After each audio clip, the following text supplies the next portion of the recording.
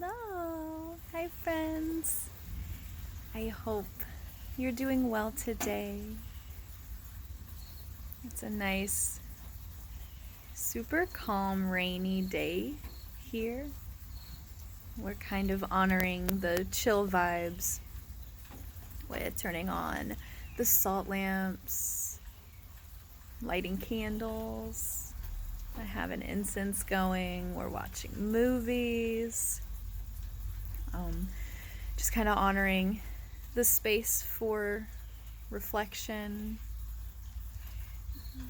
checking in with ourselves, giving ourselves a day of rest. So I thought today would be a great day for a video. I've been kind of busy lately. School started back.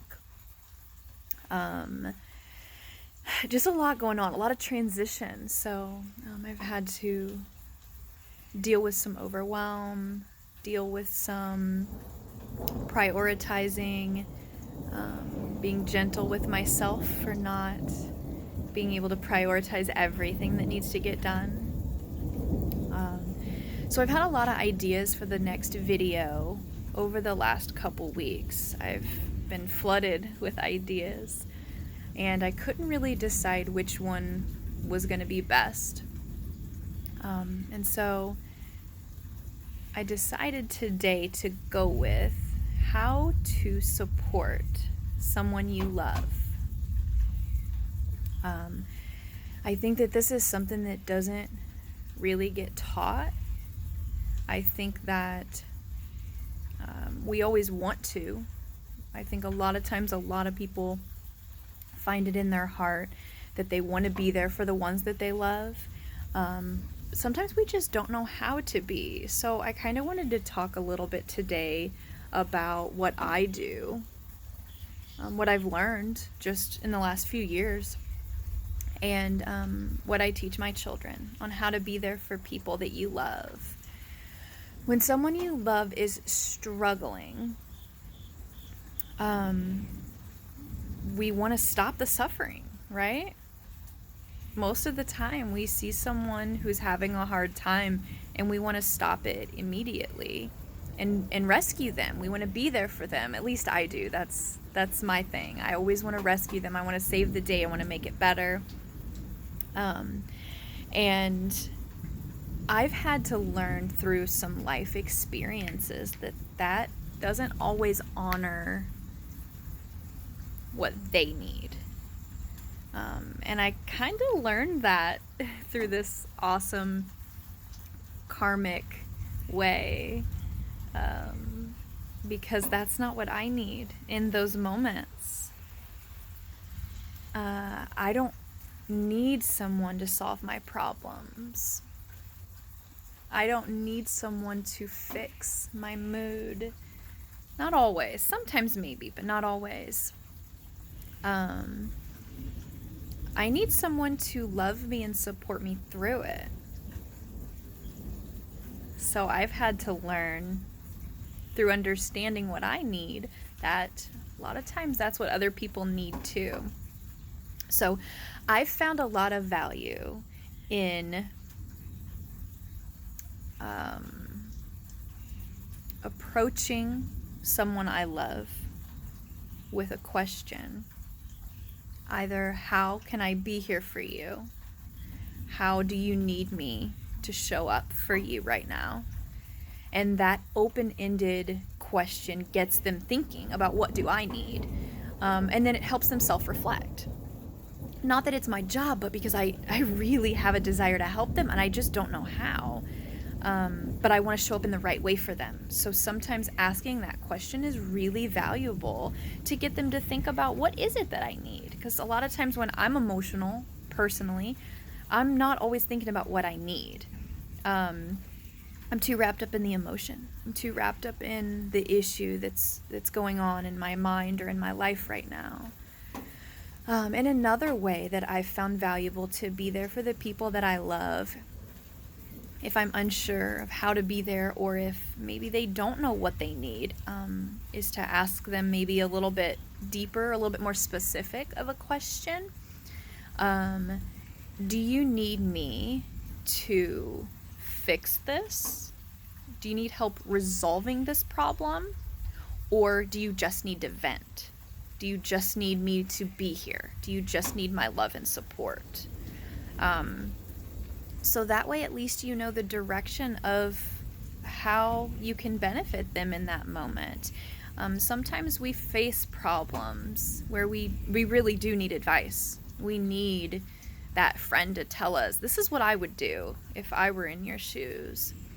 But have you ever gotten advice and you were like, no, I don't need that. But you don't really have the words or the narrative to be able to explain that to them in the moment. You just know what you're getting from them is not satisfying. And sometimes we get confused on why that feels not satisfying. And it could be because that may not be what you need at the time. So I guess next it feels important to go into, it's kind of natural for most people to help solve the problem. So I'm not sure that in this video, at least, we should cover how to help solve a problem or how to give advice. I feel like that comes very easily to most people. In this case, if your friend says, okay, how I need you to show up for me is to just be here for me. Let me vent. Don't try to change my mood. Don't try to change my problem. Don't try to solve it. Just be here. How do we hold space for this person in that moment? It's challenging, really. What I do is I have to fight feelings of discomfort within myself. When I'm trying to hold space for my children or my husband, when they're really struggling, it breaks my heart. I want to fix it. I want them to be better. I have to use some self-talk and remind me, this is not my emotion to solve. I just need to love them through this. And sometimes I have to remind myself in the same conversation over and over and over. I have to reel it in, don't solve this. And sometimes I do try to solve it and I have to apologize to them. I'm sorry, I'm not trying to fix your problems. Let me pull back. But what that looks like for me, if I am in a situation or a conversation with one of my good friends or my children or my husband, and they are just needing me to hold space for them, what that looks like for me is physical affection. I'll hold them, tell them that I love them very much. I'll reassure them that what they're feeling is real. It is very real for them, that it's justified, that it's valid for them to feel this way, because a lot of times I think our self-talk in those moments, we kind of judge ourselves and we feel like this is not okay to feel. I should not be feeling this way. So I think that it's important for the people we love to know that it is okay to feel that way. A lot of times just listening is really important in those moments. Just hearing how they're feeling, not judging at all, just being a safe space for them to be 100% where they are and not try to move it, not try to change it, not try to shift it.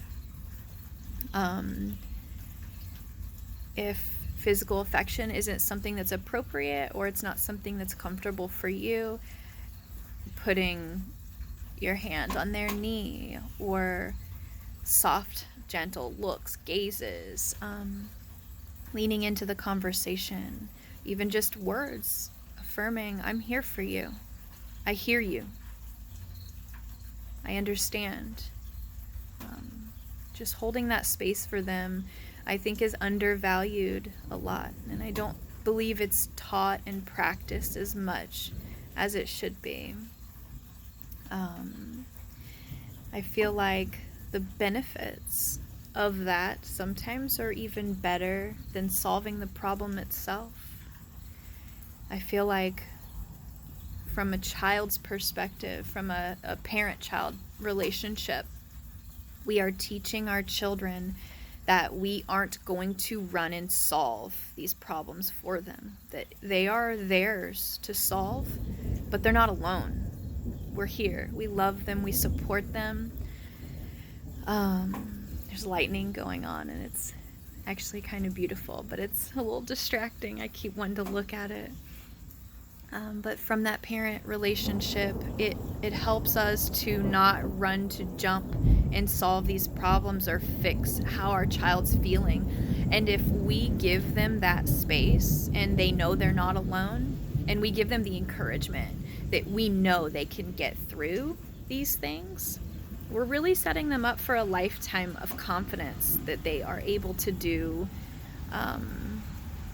all of this on their own when they grow up. They're not going to feel inadequate. They're not going to feel like they need someone else to solve their problems. They're going to feel really powerful. It's going to be a great habit to get into. And it's definitely something that takes practice. It's not something that typically comes easily. So remind yourself how to be there for them. Ask these questions. Ask them what you could do better if you're willing, and just practice. And that's all I have for today. I hope this video was beneficial to you, and I'll see you soon.